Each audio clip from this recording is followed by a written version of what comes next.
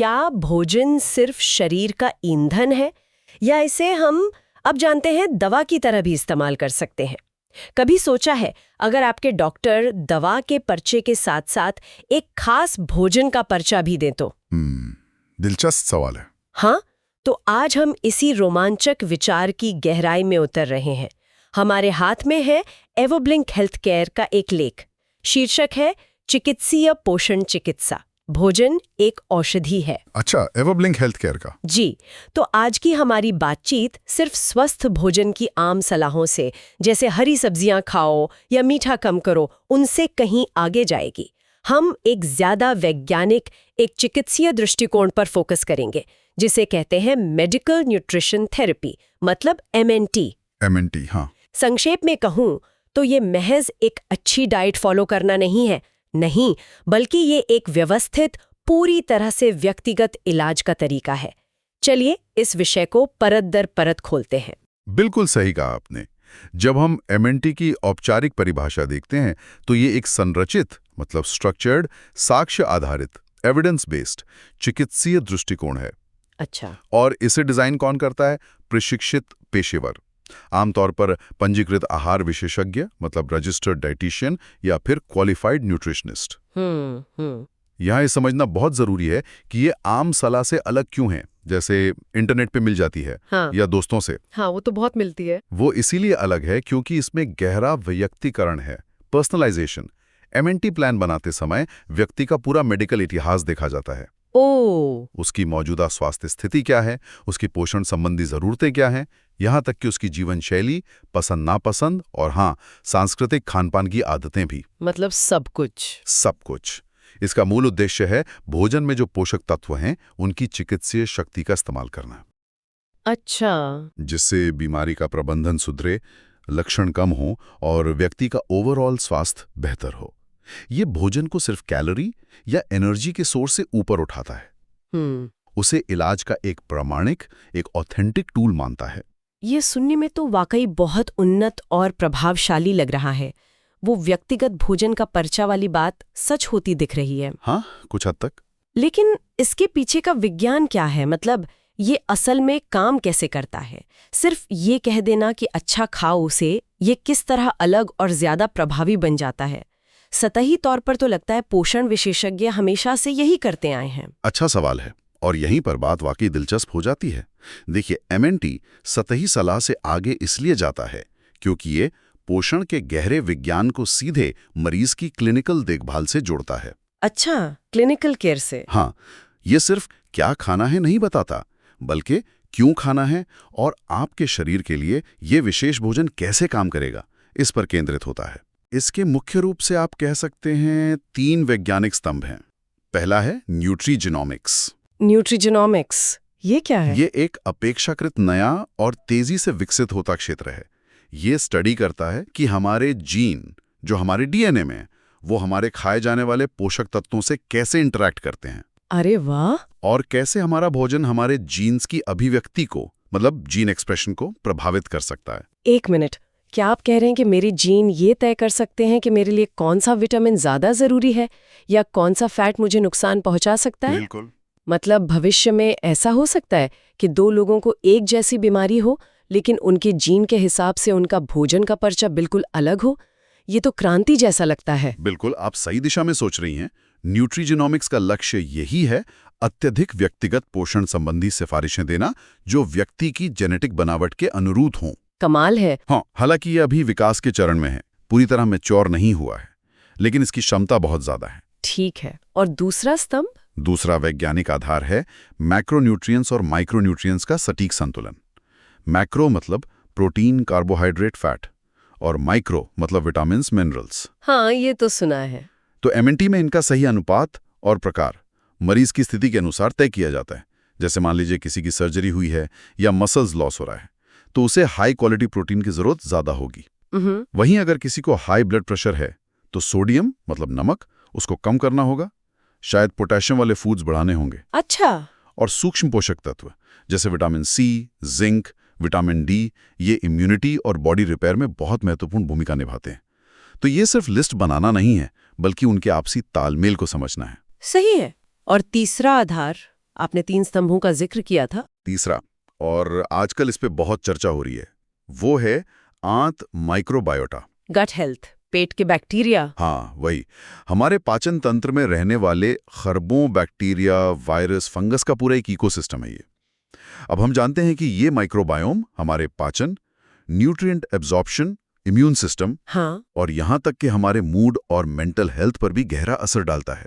सच में? मूड पर भी? जी हाँ, तो एमएनटी एक्सपर्ट्स ऐसे डाइट प्लान बना सकते हैं जो आंत में अच्छे बैक्टीरिया को बढ़ाएं और बुरे बैक्टीरिया को कंट्रोल करें, जैसे प्रोबायोटिक्स देना, दही वगैरह, या प्रीबायोटिक्स जो फाइबर वाले फूड्स में होते हैं, उनकी सलाह देना।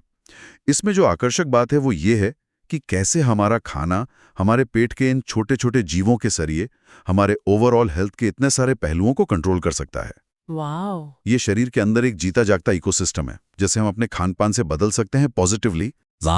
न्यूट्रिजेनोमिक्स, पोषक तत्वों का बैलेंस और पेट के बैक्टीरिया, ये तो वाकई सिर्फ फल खाओ, सब्जी खाओ से कहीं ज्यादा गहरा विज्ञान है। बिल्कुल।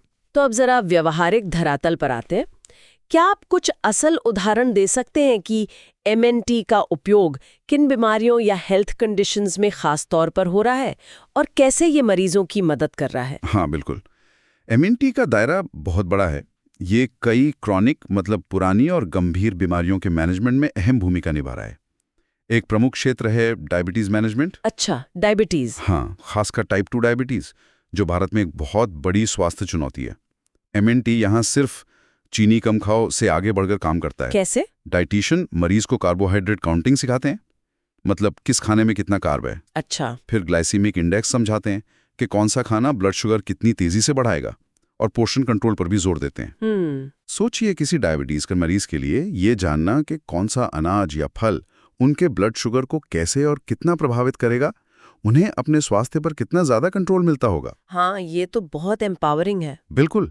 ये सिर्फ दवा पर निर्भरता कम नहीं करता, बल्कि कॉम्प्लिकेशंस जैसे किडनी या आंखों की समस्याओं का रिस्क भी कम करता है। सही बात है। डायबिटीज के अलावा और कहाँ इसका प्रमुख उपयोग है? हृदय स्वास्थ्य, कार्डियोवैस्कुलर हेल्थ एक और बहुत महत्वपूर्ण एरिया है। हार्ट डिजीज भी भारत में मौत का एक बड़ा कारण है। हाँ, वो तो है। एमएनटी यहाँ हृदय रोग के रिस्क फैक्टर्स जैसे high cholesterol, high blood pressure, triglycerides, इनको कंट्रोल करने पर फोकस करता है। अच्छा। इसमें अक्सर सलाह दी जाती है कि घुलनशील फाइबर खाएं, जैसे ओट्स, बीन्स में होता है। ओमेगा 3 फैटी एसिड्स बढ़ाएं, जैसे मछली, अलसी में। लीन प्रोटीन लें, जैसे दालें, चिकन। और संतृप्त व ट्रांस फैट कम करें, जो तले हुए खाने या प्रोसेस्ड स्नैक्स में होते हैं। और सोडियम भी कम करें।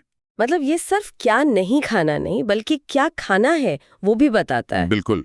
और क्यों खाना है? लोग अक्सर सोचते हैं फैट बुरा है। एमएनटी समझाता है कि कौन सा फैट कितना और क्यों जरूरी है या नुकसानदायक। समझ गई। अच्छा, पेट से जुड़ी समस्याएं जैसे आईबीएस या एसिडिटी आजकल बहुत आम है। क्या एमएनटी उनमें भी मदद करता है? हाँ, बिल्कुल। गैस्ट्रोइंटेस्टाइनल डिसऑर्डर्स एमएनटी के लिए एक बहुत ही इंपॉर्टेंट एरिया है। जैसे सीलियाक रोग है, जिसमें ग्लूटेन से प्रॉब्लम होती है। हाँ, सुना है। या irritable bowel syndrome, IBS, inflammatory bowel disease जैसे क्रोन रोग या अल्सरेटिव कोलाइटिस, इन सब में पोषण की भूमिका सेंट्रल होती है। एमएनटी एक्सपर्ट्स इन मरीजों के लिए बहुत स्पेसिफिक डाइट प्लान बनाते हैं, जो उन फूड से बचने में मदद करते हैं जिनसे लक्षण बढ़ते हैं, जैसे पेट दर्द, सूजन, दस्त या कब्ज, जैसे आईबीएस के लिए फॉडमैप डाइट होती है। अच्छा। साथ ही ये भी पक्का किया जाता है कि मरीज को सारे जरूरी न्यूट्रिएंट्स मिलें, क्योंकि इन बीमारियों में अक्सर पोषक तत्वों का एब्जॉर्प्शन बिगड़ जाता है। ये भी जरूरी है। और वजन प्रबंधन, वेट मैनेजमेंट, आजकल हर दूसरा व्यक्ति वजन कम करने या कंट्रोल करने के तरीकों की तलाश में है। हाँ। क्या एमएनटी यहाँ भी अलग अप्रोच अपनाता है? निश्चित रूप से। वजन प्रबंधन, चाहे वजन कम करना हो या हेल्दी वेट मेंटेन रखना हो, एमएनटी का एक प्रमुख एप्लीकेशन है। मोटापा कई बीमारियों से जुड़ा है, जैसे हार्ट डिजीज, डायबिटीज। हाँ। एमएनटी यहाँ जो फैट डाइट्स या क्रैश डाइटिंग होती है ना, हाँ, जो बहुत चलती है आजकल। हाँ, उनके बिल्कुल विपरीत एक टिकाऊ, बैलेंस्ड और सुरक्षित तरीका देता है। ये सिर्फ कैलोरी गिनने पर फोकस नहीं करता। अच्छा। तो फिर किस पर?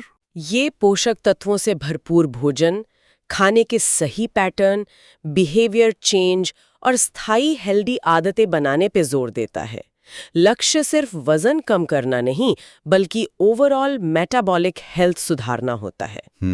ये अच्छी बात है। प्रक्रिया शायद थोड़ी धीमी लगे, लेकिन इसके नतीजे ज्यादा स्थायी और सेहत के लिए बेहतर होते हैं। और क्या कैंसर जैसी गंभीर बीमारियों की देखभाल में भी MNT की कोई भूमिका है? हाँ, कैंसर केयर में MNT एक सहायक मतलब सपोर्टिव लेकिन बहुत महत्वपूर्ण भूमिका निभाता है। कैसे? देखिए, कैंसर और उसका इलाज जैसे कीमोथेरेपी, रेडिएशन, इनसे मरीजों में कई न्यूट्रिशनल प्रॉब्लम आती हैं, जैसे मतली, उल्टी, भूख न लगना, स्वाद बदल जाना, मुंह में छाले, वजन कम होना। हाँ, ये सब सुना है। तो MNT एक्सपर्ट मरीज को इन साइड इफेक्ट से डील करने में मदद करते हैं। ये सुनिश्चित करते हैं कि मरीज को पर्याप्त कैलोरी और प्रोटीन मिले ताकि उसकी मांसपेशियां बनी रहे और वो इलाज को बेहतर तरीके से सहन कर सके। अच्छा। सही पोषण मरीज की ताकत बनाए रखने और रिकवरी में मदद कर सकता है। इससे क्वालिटी ऑफ लाइफ बेहतर होती है। ये तो काफी विस्तृत रेंज है। डायबिटीज, हृदय रोग, पाचन समस्याएं, वजन प्रबंधन, यहाँ तक कि कैंसर केयर में भी। तो इसका कुल मिला के क्या मतलब है? अगर हम इन सभी अनुप्रयोगों को एक साथ देखें तो MNT के मुख्य फायदे क्या हैं? क्यों कोई व्यक्ति या हेल्थ सिस्टम सामान्य सलाह के बजाय MNT को अपनाए? आपने सही सवाल पूछा। MNT के कई ठोस फायदे हैं जो इसे सामान्य सलाह से कहीं ज्यादा प्रभावी बनाते हैं।